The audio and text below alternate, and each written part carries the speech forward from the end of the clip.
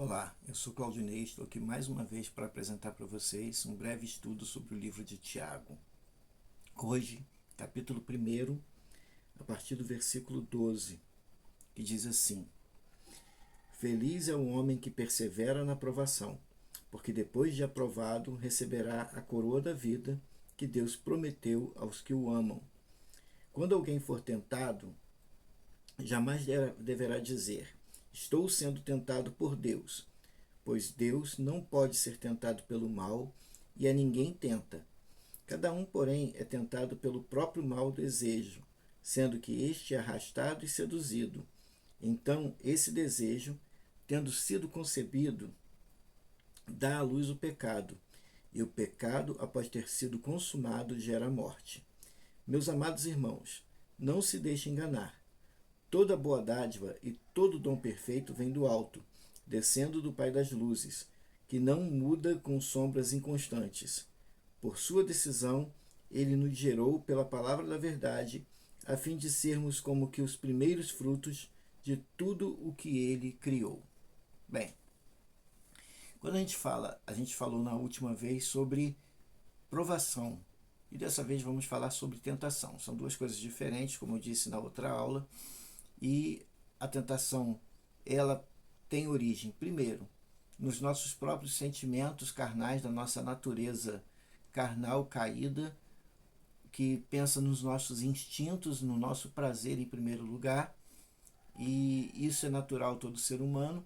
Então a tentação, ela tem origem, primeiro, em nós mesmos, nos nossos desejos carnais e no inimigo de nossas almas, que deseja nos ver satisfazendo esse tipo de desejo para entristecer o coração de nosso Deus e Salvador, o nosso Senhor Jesus Cristo.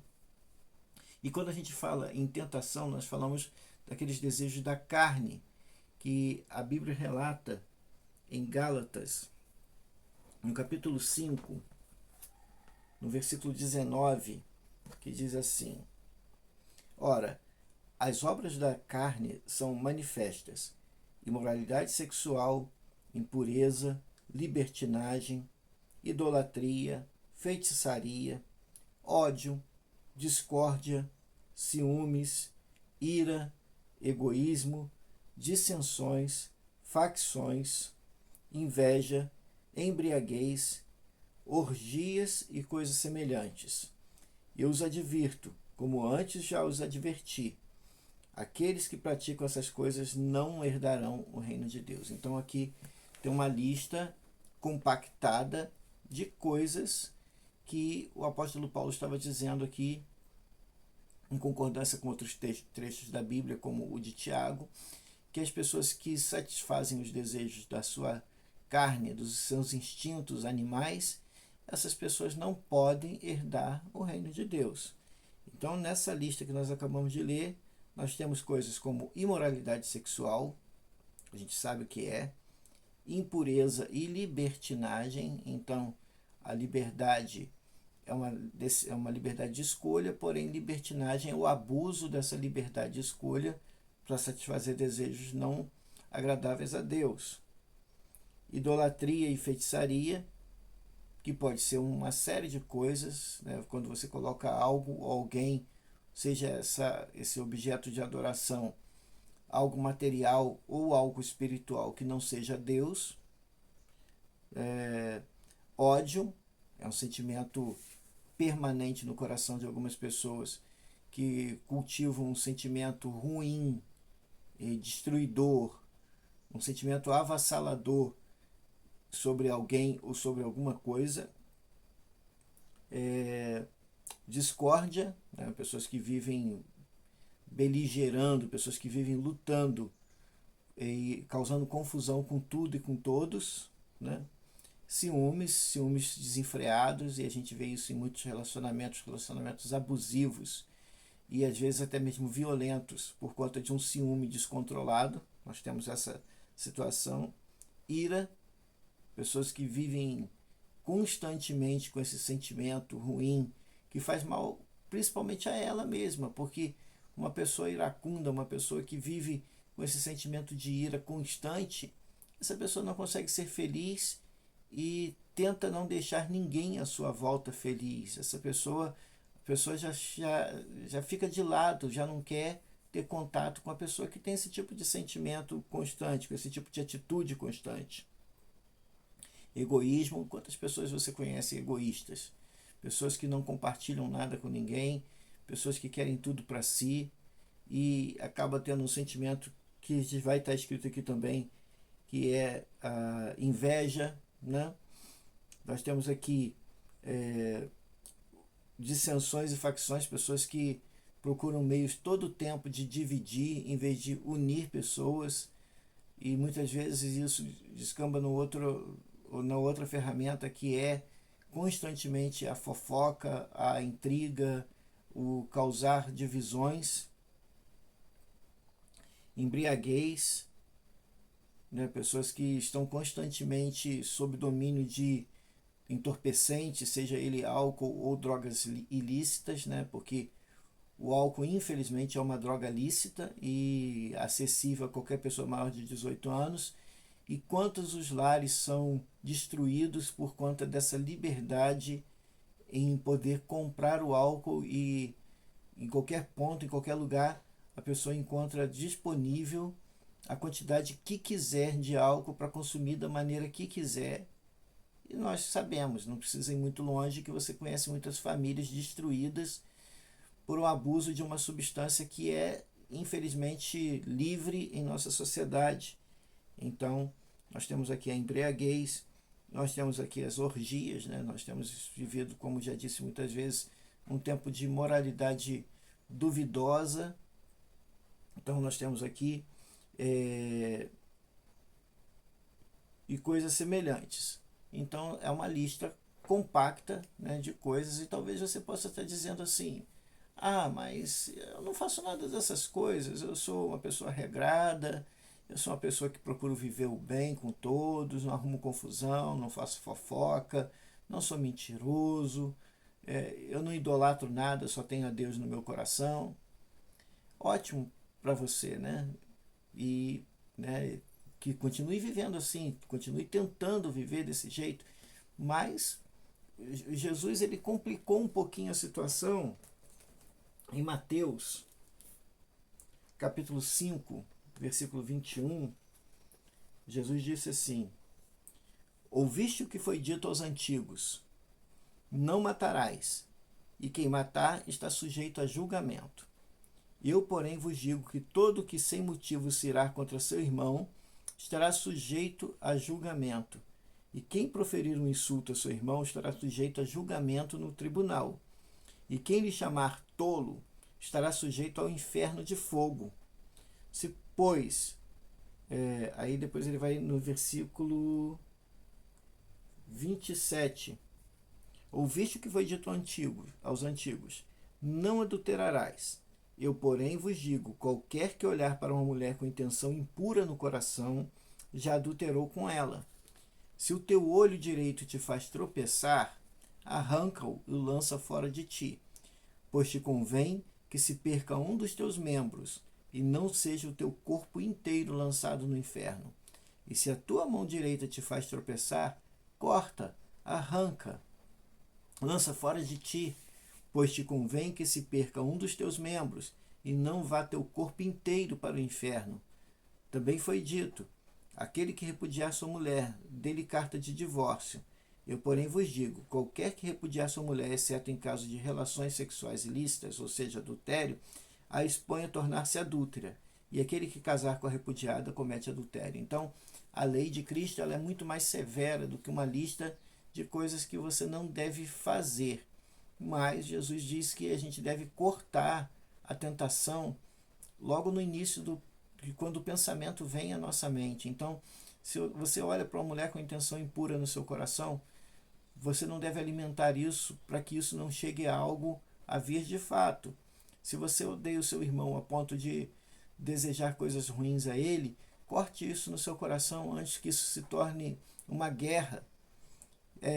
Se a tua mão te faz tropeçar, pequenos furtos, né? Eu já vi que muitas pessoas têm aqueles pequenos furtos, roubam um chiclete, roubam uma coisa que está disponível numa banca de uma loja e alguém deu mole e a pessoa passa a mão em cima de um balcão de uma loja. Tantos pequenos delitos, tantos pequenos desvios de caráter que as pessoas têm, um troco mal dado e a pessoa não devolve. Quantas coisas as pessoas podem ser tentadas a fazer e a pessoa diz, não tem nada a ver, é só isso aqui, não vai fazer mal a ninguém, não vai fazer falta a essa pessoa eu roubar aqui um chiclete, eu roubar aqui um pacotinho de bala, eu fazer uma fofoquinha aqui, fazer uma fofoquinha ali. Nós devemos nos policiar com relação a essas coisas.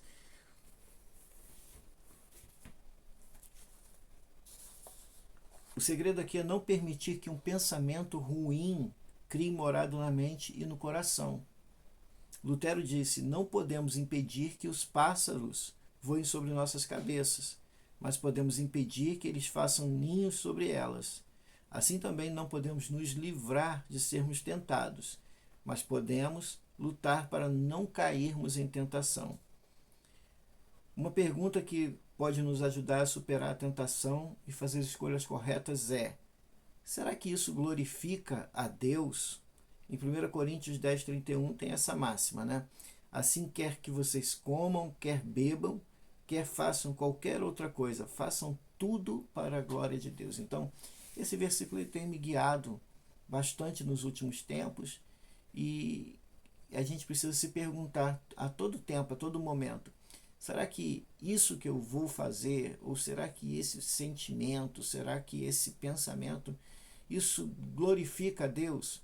Se você crê em Jesus, crê que Jesus entregou a vida dele por nós, se ele se deu por nós, será que isso está digno do meu relacionamento com Jesus Cristo? Será que essa atitude, esse pensamento, isso que faço ou que não deixo de fazer?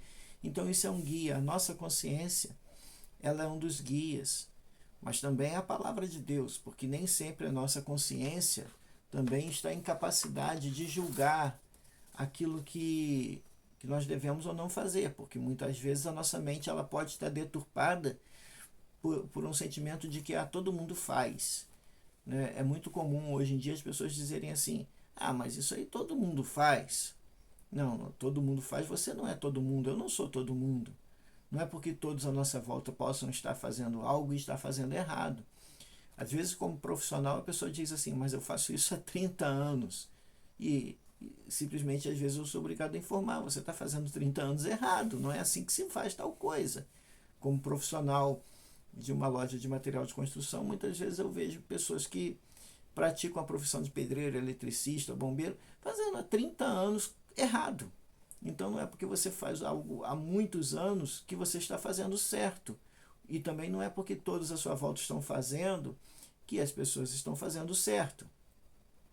E outra questão também é que muitas vezes as pessoas dizem assim, mas isso aqui é prazeroso, eu não consigo abrir mão do prazer de fazer tal coisa. Pecar nunca é bom, porque pecar entristece o Espírito Santo, que é aquele que mantém a nossa relação de intimidade com Deus. E quando você entristece o Espírito Santo, a alegria da salvação foge do seu coração. Então, pecar nunca é bom. Pecar entristece o coração. Pecar faz doer nos ossos, como Davi certa vez diz, né? Restaura a alegria da salvação. Os meus ossos, né, se trituravam dentro de mim. Então, aquele sentimento ruim de que você perdeu a presença de Deus na sua vida. Então, se até aqui você tem pensado assim, mas pecar é prazeroso, eu não consigo abrir mão do prazer de pecar. Mas você tem aberto muitas vezes mão do prazer de estar na presença de Deus, de sentir a presença de Deus na sua vida. Tiago disse, não se enganem, pois tudo que é bom só pode vir de Deus. Então, toda boa dádiva, todo dom perfeito, ele vem de Deus, ele vem do alto. Assim, nós devemos buscar entender a longo prazo que decidir tal coisa, né, fazer ou não fazer tal coisa, quando somos tentados sobre alguma coisa, é que isso nos trará consequências. Existe uma lei chamada lei da semeadura. Aquilo que a gente planta, a gente colhe. E algumas pessoas dizem assim, mas o inferno é aqui mesmo, tudo que a gente planta, a gente colhe aqui mesmo. Não. Aqui é só muitas vezes o começo da colheita e às vezes nem é o começo da colheita. Há uma colheita espiritual. Então, você precisa pensar que se você está sendo tentado, que você pode resistir a essa tentação, que você pode dar a volta por cima. Porque Jesus, quando foi tentado por Satanás, ele venceu, aplicando a palavra de Deus. E o diabo fugiu de vós. Resistia ao diabo e ele fugirá de vós. É o que está escrito na palavra. Então, uma coisa que precisa ser fixada no nosso coração para encerrar essa breve reflexão. Deus não muda. Deus não ajusta a sua palavra à nossa cultura. Deus não ajusta a sua palavra aos nossos tempos, ao que se torna correto em nossos dias. Não, o que Deus disse continua sendo dito. Deus não muda. A palavra de Deus é eterna.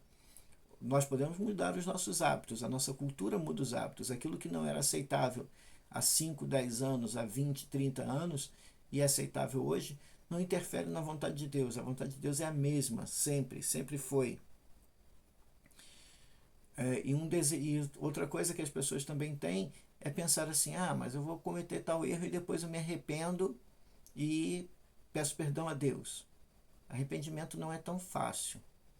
E uma das coisas que eu tenho visto muito no dia a dia em pessoas que se dizem crentes, pessoas que dizem crer em Deus, é que as pessoas simplesmente aderiram à religião, mas não se arrependeram dos seus pecados, continuam tendo lembranças boas das coisas erradas que fizeram. Isso não é arrependimento.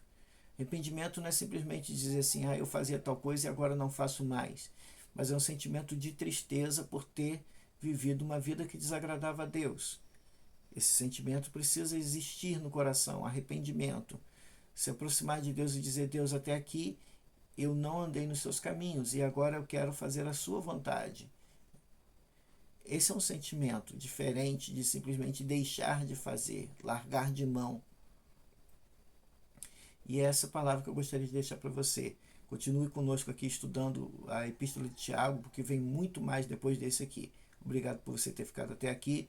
Caso você esteja vendo esse vídeo no YouTube, se inscreva no canal, marque as notificações para estar recebendo mais vídeos. Se você está vendo no Facebook, por favor, compartilhe para que outras pessoas possam ver esse vídeo. Nos ajude aí marcando, compartilhando, nos ajude aí dando seu joinha aí para que as pessoas possam ver que esse vídeo é interessante. Muito obrigado.